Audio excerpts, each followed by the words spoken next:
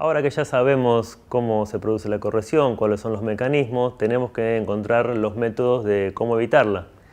Evitar la corrosión en nuestro sistema es de vital importancia porque estamos hablando de cañerías a muy alta presión que pueden provocar accidentes muy grandes y pérdidas humanas y materiales. Así que no solo la tenemos que evitar por una cuestión lógica, sino también que hay muchas normas que nos exigen evitarlas y tenemos que cumplirlas.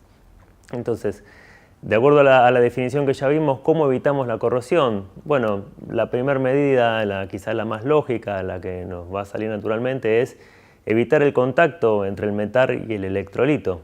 Es la forma de evitar la reacción electroquímica que se produzca.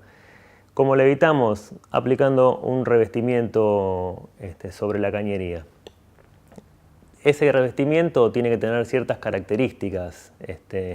Tiene que ser un efectivo aislante eléctrico, tiene que ser una barrera a la humedad, tiene que tener también una resistencia mecánica tal que perdure en el tiempo y que soporte los procesos de construcción y de montaje.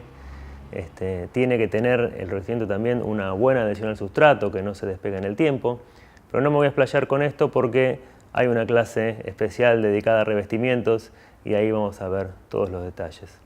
Entonces, como primera medida, como primera barrera a la corrosión, vamos a instalar un revestimiento sobre el área metálica, evitando el contacto con el electrolito y así evitando el proceso electroquímico que produce la corrosión. ¿Qué pasa?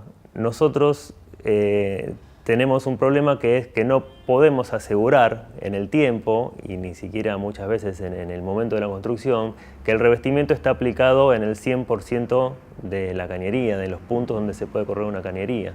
Entonces implementamos, y las normas los exigen, tener una segunda barrera de protección que es la protección catódica. En base a lo que vimos en la definición de corrosión, pudimos ver que hay una zona catódica que no se corroe, que no pierde material. Entonces, ¿qué pasa si nosotros convertimos a toda nuestra cañería en un cátodo de lo que sería una celda de corrosión? Bueno, si logramos convertirla en un cátodo, vamos a evitar en un altísimo porcentaje los procesos corrosivos. Entonces ahí es donde se acoplan el revestimiento como primera barrera y la protección catódica como una segunda barrera. ¿Cómo funciona la protección catódica? Bueno, la protección catódica tiene el objetivo de proteger la tubería donde el revestimiento ha fallado principalmente, actuando como segunda línea de defensa contra la corrosión externa. ¿Por qué no podemos usar solo revestimientos o solo protección catódica? Bueno, lo que dije al principio, no podemos asegurar que el revestimiento esté 100% cubriendo toda la zona y tampoco podemos asegurar eso en el tiempo. Una vez que los ductos están enterrados, perdemos un poco control sobre eso. ¿Y por qué no solo protección catódica? Porque sin el revestimiento la cantidad de energía que necesitemos para proteger la cañería va a ser muy alta y va a ser inmanejable.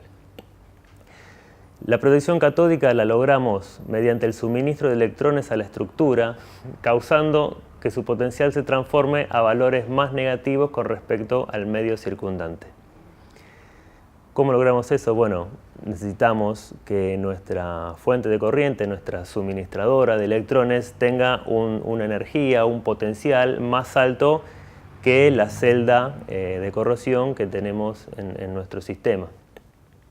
Existen dos métodos para lograr la protección catódica. El método por material galvánico, que es aportamos al sistema, a la celda de corrosión, un material de sacrificio. Es otro metal, generalmente usamos magnesio, aluminio, que tienen un potencial más electronegativo que nuestra cañería. Al tener un potencial más electronegativo, tenemos en ese material que ponemos de sacrificio y que conectamos la posibilidad de suministrar electrones a nuestra cañería, convirtiéndola en el cátodo del sistema, mientras que el material que agregamos se convierte en el ánodo de sacrificio, que está justamente para completar la celda en ese formato. El otro método de protección catódica es el método de protección catódica por corriente impresa. funciona de la misma manera, solo que en este caso, en vez de tener un material como es el magnesio, más electronegativo, capaz de suministrar electrones, lo que tenemos es una fuente de corriente y provee corriente continua al sistema.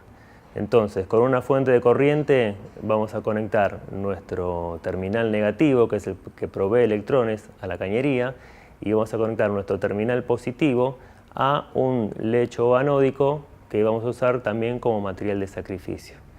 En el caso de la protección por corriente impresa, no necesitamos que el material de sacrificio tenga un potencial más alto, porque ya tenemos la fuente de corriente para darle la potencia que necesitamos al sistema.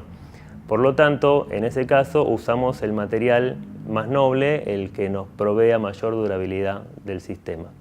También va a haber una clase específica de protección catódica, más amplia, donde vas a ver detalles del sistema, pero bueno, esta es la idea principal que seguiremos avanzando en el curso. Bueno, para ir cerrando con el tema de protección catódica por esta clase, les dejo un video de 1 minuto muy cortito, donde gráficamente se puede ver cómo funcionan ambos sistemas.